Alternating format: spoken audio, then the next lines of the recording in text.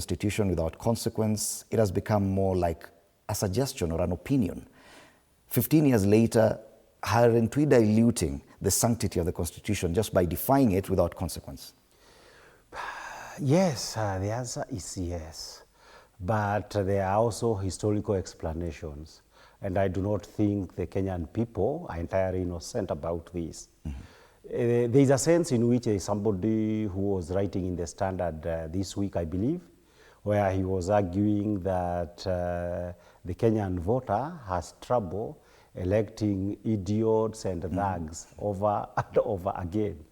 In my own observation, when you look at Nairobi County and Kiambu County and even Uasin Gishu, those are the counties that are fairly urbanized, like Nairobi is completely urban, and fairly literate people, cosmopolitan. But you have seen, these are also the counties that you have people I call free felons, criminals, drug dealers, and people with real financial scandals elected as governors, political bandits. So what is the explanation that you can give? You can only say that the voter, you also under the 2010 Constitution, where sovereign power was given to the people, must also exercise that power in a responsible manner. But the bigger game changer is actually 2022 election. It is important, and because that's a historical fact, that when Kenyans elected President William Ruto, it is also important to remember that during the 2010 constitutional referendum, he was the leader of the No campaign.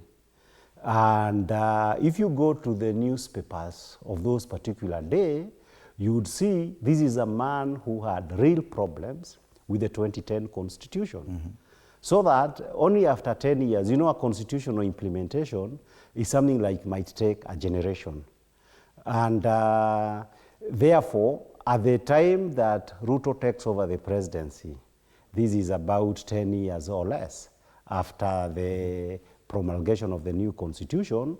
So you would have expected of him that he is going to complete the implementation of the constitution. And that's where the irony arises, that you cannot be able to expect somebody who did not believe in something to be the implementer. Okay. So that when today you see something like we are rolling back the gains, that increasingly we are trying to make Kenya look more and more like the Kenya of the 1980s, and even worse. It is looking more and more to copy the tactics in Sudan, the tactics of Yoweri Museveni's Uganda. It is for the obvious reason that you cannot be expected to say that you have a modernist constitution, but again you put it in the hands of somebody who never believed in it. Yes. It's scandalous. And there's something you mentioned about the level of civic engagement. It would appear that even the public are not really fully aware of the kind of document they themselves gave themselves when they went for that referendum in 2010. That lack of a proper understanding of the provisions of this constitution has led to a level of civic engagement where Kenyans are not demanding that the sanctity of the document be maintained. Could that be part of the problem, that 15 years later, so many things are just being dropped by the way? Precisely, but also, of course, it takes time for some of the Kenyans who lived for very many years under the old constitutional order to immediately understand what appertains to the new constitutional order. There is also the important questions of literacy. So you get yourself into a situation whereby you say the older generation, whether they are educated or not, they largely have views that are informed by the practices and interpretations of the old constitutions. For example, and I keep reading and I get very seriously embarrassed, you see even people who are lawyers talking about Parliament has let down people, it should be dissolved.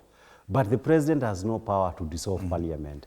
So that now when even people who are lawyers and educated people get this idea of something that is not provided for in the Constitution, it makes you worry now about the ordinary citizen. You also get the situation whereby the issues of rights awareness. During the time of Uhuru Kenyatta as president, there was considerable hostility to civil organizations.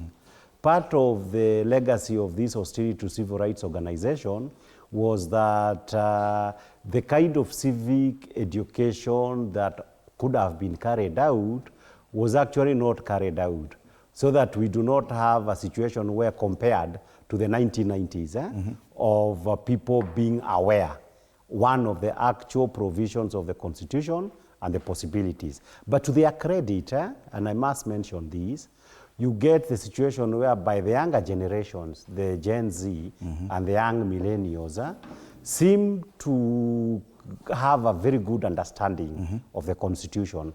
And this is where you find a disconnect, that the Gen Z, for example, feel very empowered by the current Constitution. You find the older generation, they still have these old fears of the government, so that when the Gen Z see, we can, if we all stood up, we cannot have tyranny in Kenya. The older generations are likely to cow when the tyrant unleashes GSU on them.